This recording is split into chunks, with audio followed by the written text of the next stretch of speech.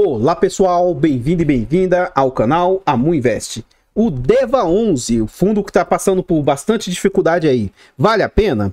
Venha saber.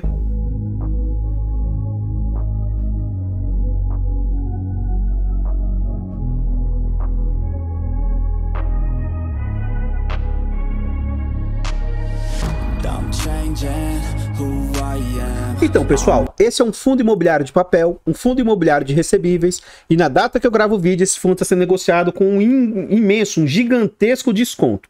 Ele é um fundo de base 100 que atualmente está sendo negociado abaixo dos R$40.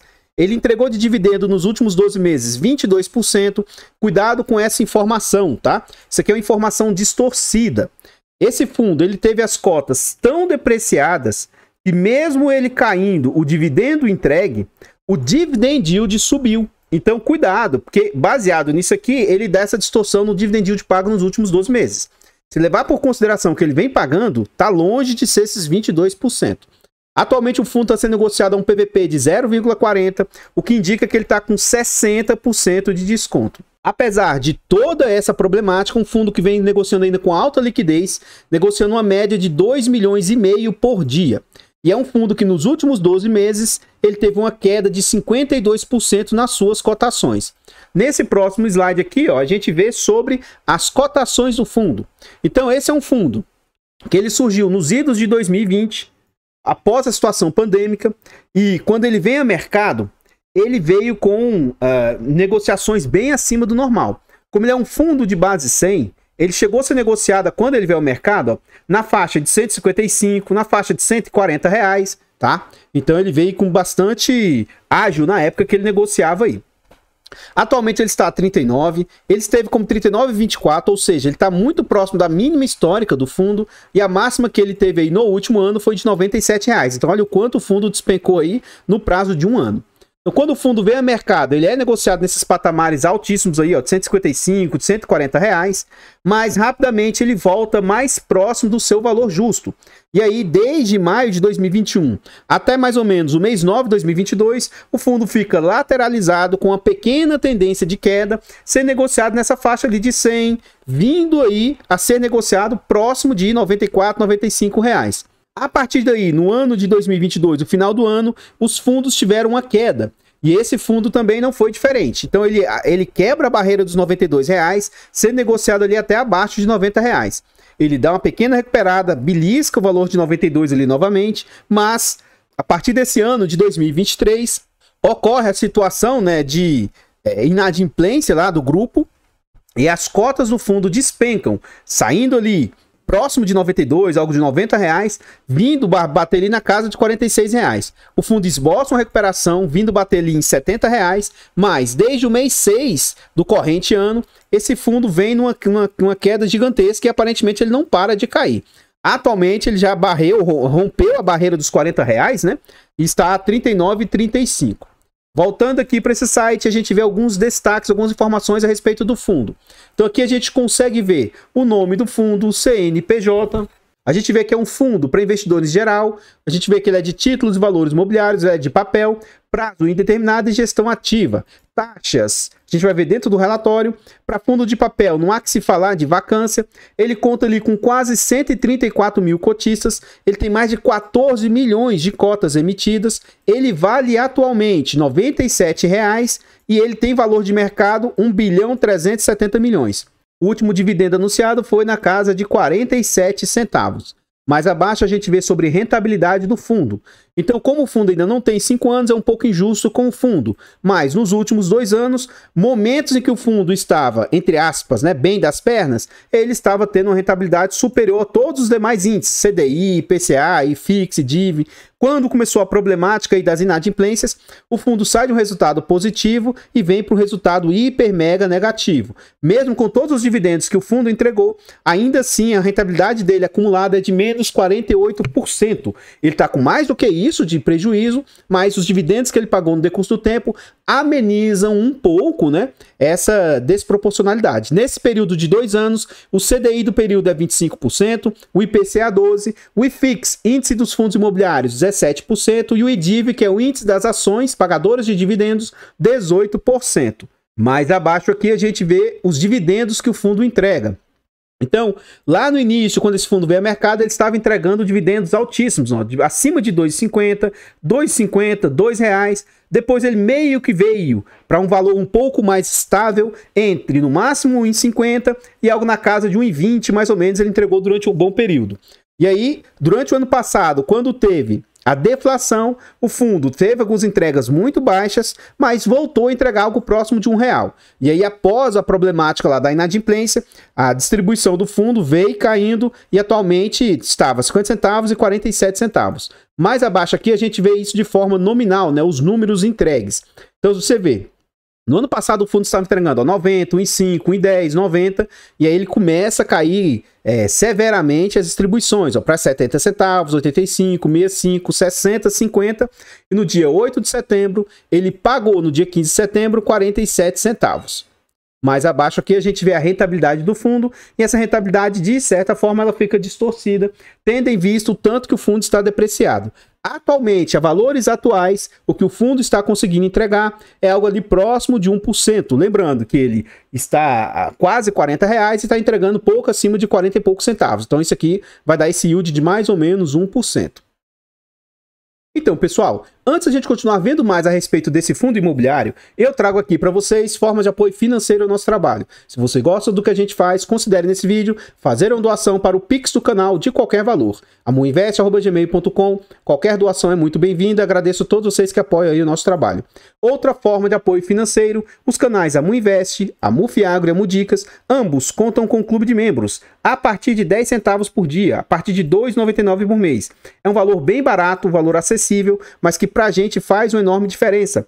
Torne-se membro aí que apoia o nosso trabalho e você ainda tem vários benefícios. Um desses benefícios, você tem um hiper mega desconto na nossa planilha de controle financeiro. Está chegando o final do ano que vem tem a declaração de imposto de renda e essa planilha ela vai te ajudar imensamente na sua declaração de imposto de renda. É uma planilha barata e acessível, mas que eu acho que pode ajudar imensamente você no seu controle aí.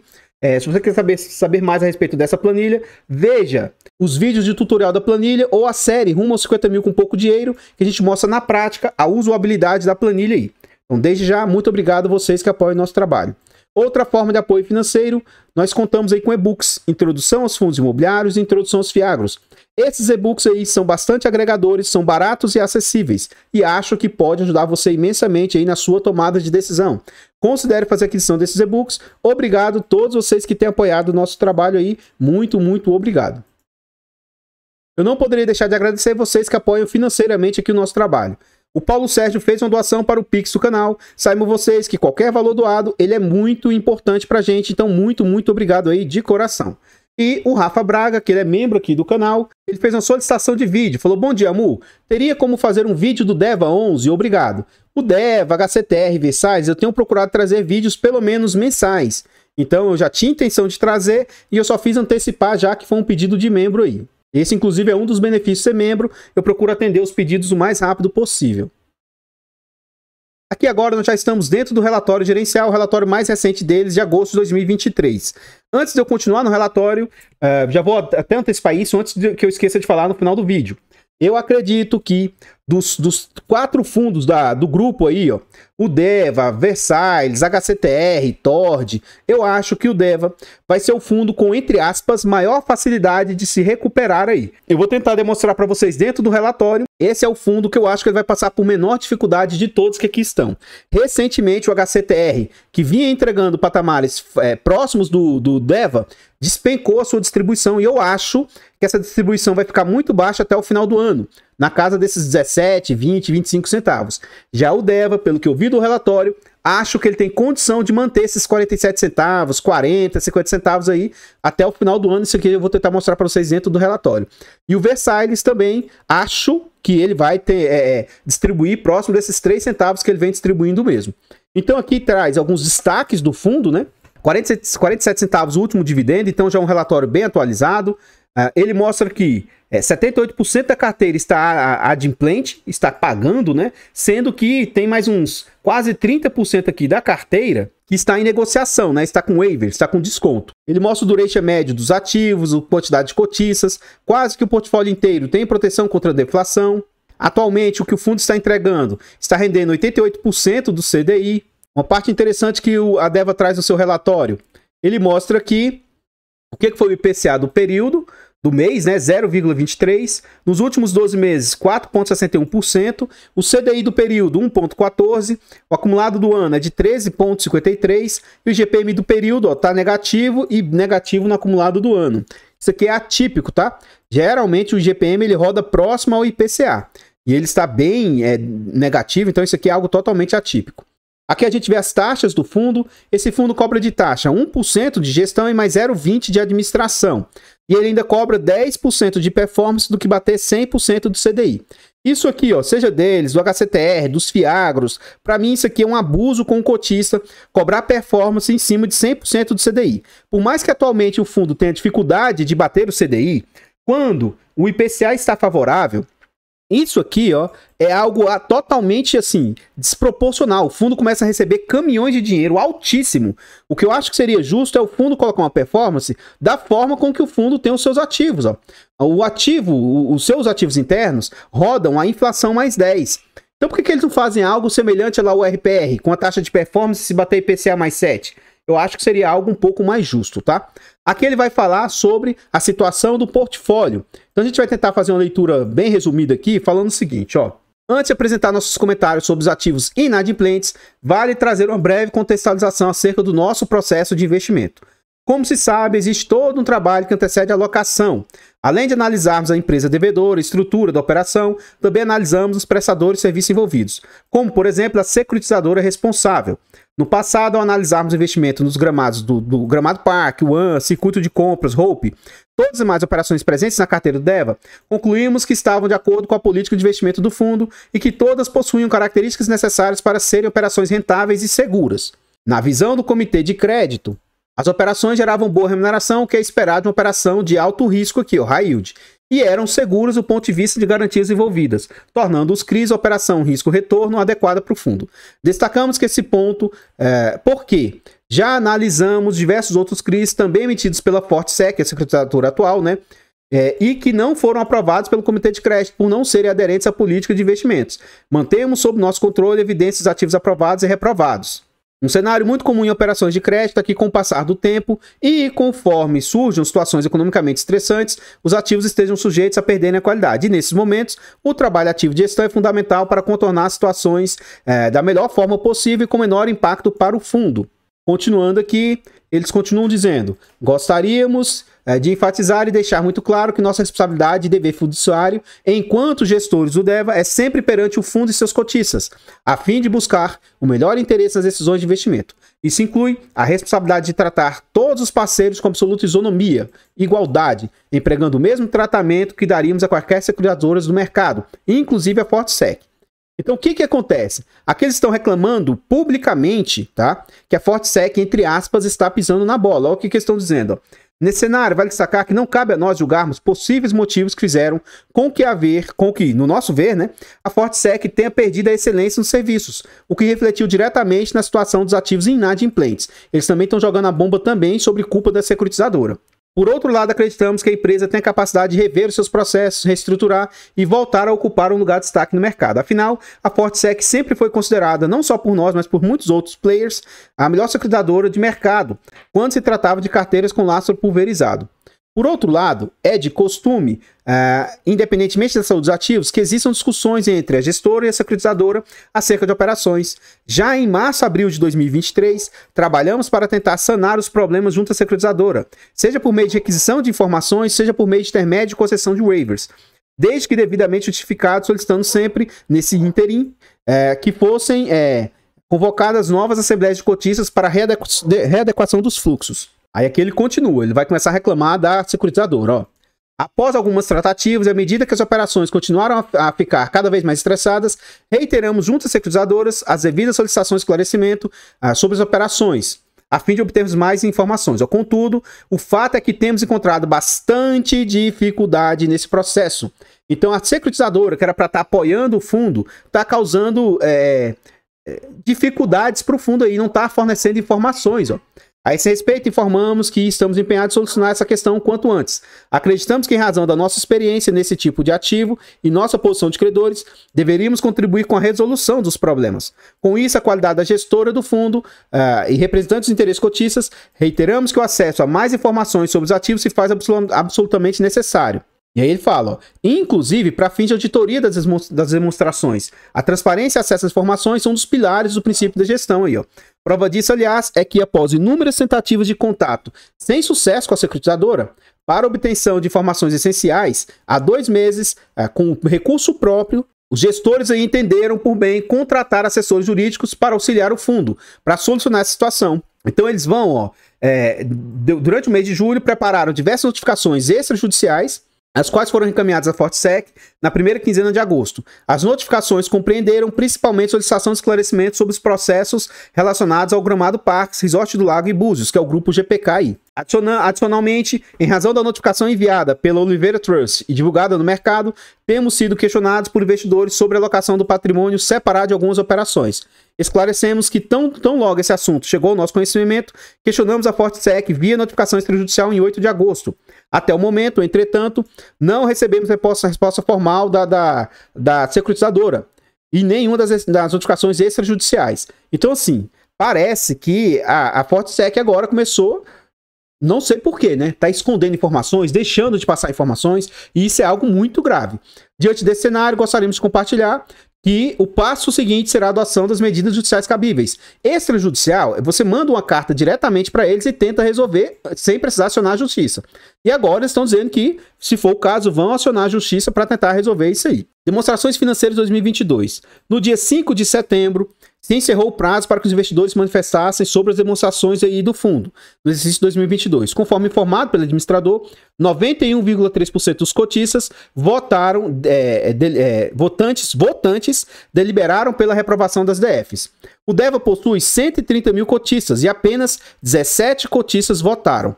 Destes, apenas 5 reprovaram e, como detinham posição significativa perante os 12 que se abstiveram de votar, a reprovação foi decidida pelo voto de 5 investidores. E aqui eles estão mostrando o seguinte, ó, no universo de 130 mil cotistas, 17 votaram e 5 reprovaram. Então, interessante isso, né? Lógico que eu sou cotista do HCTR, do Versalhes e Tord, e eu não recebi notificação sobre aprovação ou reprovação das contas. De todas as outras cotistas, outros ativos que eu possuo, chega no meu e-mail esse tipo de informação. Então também a administradora pecou nesse sentido aí de mandar informação para os cotistas. Continuando mais abaixo aqui ele fala, ó, resultados. O DEVA distribuiu um total de 6,8 milhões de rendimento em agosto para os detentores do fundo. O dividend yield anualizado fechou em 2,8%. A apuração dos rendimentos leva em consideração a quantidade de dias úteis. E o fundo gerou um resultado de 47 centavos por cota, apurado segundo o regime caixa. Então, teoricamente, é baseado nisso aqui que eu digo, ó, que o fundo está entregando aquilo que, teoricamente, ele está com capacidade de gerar. Mesmo com toda a problemática do fundo, esse fundo ainda está conseguindo gerar 47 centavos, né? Então, eu acho que se parte dos descontos que foram concedidos, esse fundo conseguir reverter isso, né? Conseguir voltar a receber, então eu acho que a partir do ano que vem esse fundo possa ter capacidade de começar a entregar facilmente 60, 70 ou até 80 centavos. E se isso ocorrer, como o mercado é rentista, né, a tendência é que as cotações desse fundo se recuperem. Eu não acho que vai voltar aos R$100 tão cedo, mas se o fundo voltar a receber os valores aí a partir do ano que vem, as cotações desse fundo, eu acho que vai ser a primeira que vai responder e já deve se recuperar um pouco, subindo aí para casa de 50, 60, 70 reais. Ano que vem, depois que a gente tiver o resultado e se esses devedores voltarem a pagar, a gente vai ver se isso acontece mesmo ou não. Agosto, ó, o fundo recebeu 7 milhões e 600. Note que veio diminuindo bastante o que o fundo recebia, ó, na casa de 14 milhões, 10 milhões, 12 milhões, atualmente está em 7 milhões e 600. Então desse recurso aí, ó, 5 milhões advieram de juros, 1 milhão e 600 de correção monetária, dinheiro parado em caixa, 396 mil, os fundos imobiliários os quais ele possui, 585 mil. O fundo gerou de despesas nesse período, 796 mil, e aí ele teve como resultado líquido aí 6 milhões e 800, e ele distribuiu o que ele recebeu. Vamos ver na prática o que essas despesas estão representando frente às receitas. Então a gente vai ver aqui, ó, 796 mil vezes 100, dividido por 7.678.000. Então, em agosto, as despesas do fundo estão representando ali 10,36%. Então, algo dentro do aceitável, na minha humilde opinião. Aqui mais abaixo a gente vê como que está a situação dos devedores, né? Verde é que está com pagamentos em dia, amarelos, pagamento em prazo de carência. Então, olha quantos ativos não estão pagando, ó. Foi dado carência para esses ativos aí. E são percentuais bem interessantes do fundo, ó. 6%, 5%, 3%, 3%, ó, 2%. 2, então tem alguns aí que foi dado desconto aí, teve negociação. E olha a quantidade de ativos que estão inadimplentes, que esses sim sequer quiseram negociar, que é o pessoal lá do GPK, né? Ó. Todos esses de vermelho aqui são percentuais aí do portfólio do fundo que, assim, entre aspas, pelo menos por enquanto, a princípio não tem perspectiva de receber. Ó. Daqui a pouco dá pra gente ver isso aqui em percentuais que o fundo deixa isso lá mais claro lá na frente. A gente vai ver isso também com atenção. Então, desses que estão em amarelo aí, se eles voltarem a pagar, eu acho que isso aí pode trazer novamente o fundo começar a entregar um resultado melhor aí para os seus cotistas, tá? E aqui no final, a gente vê o restante dos devedores do fundo aí. Então, o que que ele mostra aqui? Ó, atualmente, frente ao Versalhes, frente ao HCTR e o Tord que sequer está pagando, esse fundo é o que apresenta menos pior de todos eles. Ó. Ele tem 56% da carteira em dia, ó. Prazo de carência mais 22. O que realmente está inadimplente renegociação e inadimplente processo de execução é 21%. Então o fundo vai ter ali, ó, entre 70% e 80% do seu portfólio que pode voltar a pagar. Por isso que eu acho que ele tem capacidade de entregar ali na casa de 55, 60, 80 centavos aí. E isso aqui pode fazer com que o valor da cota também dê uma boa recuperada. Se você clicar aqui, ó, nessa parte, Gramado Parks, Hope, One, circuito de compras, você vai direto lá para a parte onde ele fala sobre a situação dos ativos, tá bom? Já já a gente vai ver sobre isso aqui. Então, pessoal, antes de a gente continuar vendo mais aqui a respeito desse fundo imobiliário, eu trago aqui para vocês formas de apoio gratuito ao nosso trabalho. Se você gosta do que a gente faz nesse vídeo, deixa o like, comenta, compartilha, se inscreva no nosso canal e ative o sino. Comenta aí para nós o que você acha a respeito do DEVA 11. Você tem ele no seu portfólio? Você tinha? Você vendeu com prejuízo? Você está segurando? Você está comprando mais? Comenta aí para nós, seu comentário é muito importante. Eu, na época, optei por ter o HCTR, ele era mais arriscado, mas ele dava um retorno maior. Não me arrependo da escolha, não me arrependo, mas estou chateado, principalmente com os outros três, com HCTR, DEVA e Versalhes. Eu vejo que a gestora se acovardou muito. E nesse quesito, aparentemente, apesar dos quatro serem do mesmo grupo econômico, pelo menos no papel aqui, a DEVA vem se mostrando muito mais transparente e vem se mostrando muito mais pró-cotista. Eles vêm mostrando muito mais coisas que as outras sequer relatam.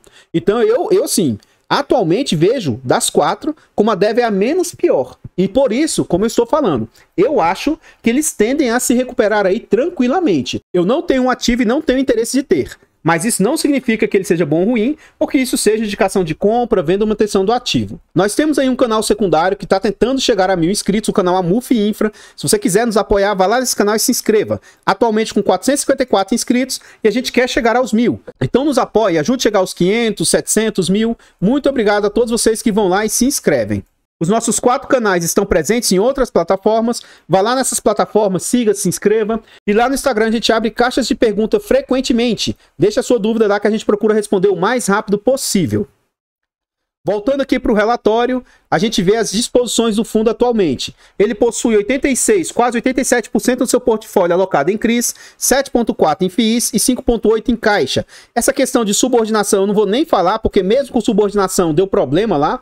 E a gente vê que o fundo possui ativos arriscados, né? Ó, 19% corporativo, pelo menos eu acho que é isso. Aliás, acho que é 29% corporativo, 19% multipropriedade, 15% loteamento, 15% incorporação. Eu acho que é isso. Essas tonalidades de verde aqui, para mim, são ruins. Eu acho que deveriam ser cores que você facilmente identificaria. O fundo tem quase que 83% do seu portfólio alocado em IPCA mais 10, e aí ele coloca uma taxa de performance indexada a CDI. Isso aqui, para mim, é algo injusto, é algo anticotista, tá? Então, isso aqui, para mim, é péssimo. Ele tem quase que 100% do seu portfólio protegido contra a deflação. Então, nesses momentos que a inflação está baixa ou que a inflação é negativa, o fundo é um pouco mais protegido. Ele tem diversificação de regiões, né, dos seus devedores. Isso aqui até que é um ponto positivo. Os seus devedores são 35% Sudeste, 25% Sul, 17% Centro-Oeste, 7% Nordeste e 3% Norte. E aqui a gente vê a evolução da quantidade de ativos por estado. Atualmente 49 ativos e 16 estados. E um ponto que eu vejo que ele está superior aos demais ativos lá, Versalhes, Tord, Deva, o Hectare, né, o HCTR, é que ele tem um percentual grande aqui, ó, de obra concluída frente aos seus concorrentes, frente aos outros ativos aí do grupo, né? Tem um percentual relativamente pequeno que está com fase de obras menos dos 90 e poucos por cento, 80 e poucos por cento. Somente isso aqui que está com obra um pouco mais reduzida, né? Então eu vejo isso aqui um ponto positivo do fundo. E ele também tem um percentual da carteira vendida bem mais avançado do que os demais. Quais fundos imobiliários que ele possui no seu portfólio? Então ele tem esse LSPA, 0,7%, o DVFF, que é o FOF deles, da própria casa, com 3,9%, o XBXO, que é o circuito de compras lá, ó, é 2%, e o FII loteamento com 0,7%. Aqui abaixo, se você olhar um por um, você vê os devedores do fundo e como é que funciona a garantia, como é que funciona esses itens aqui.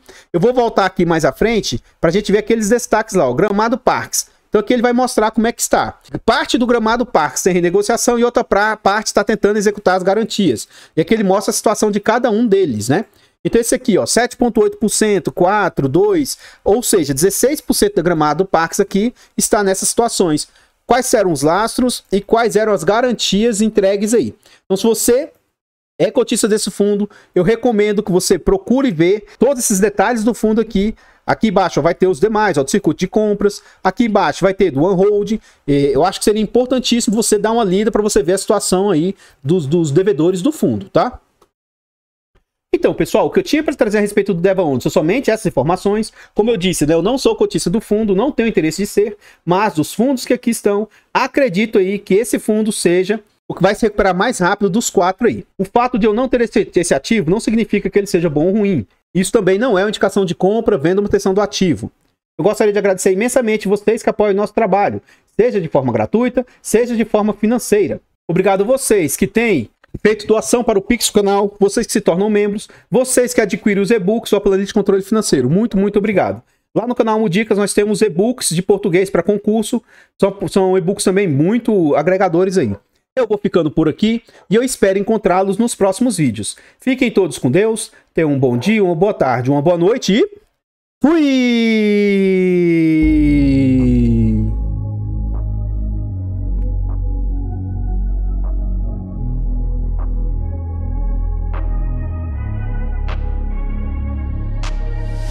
I'm changing who I am.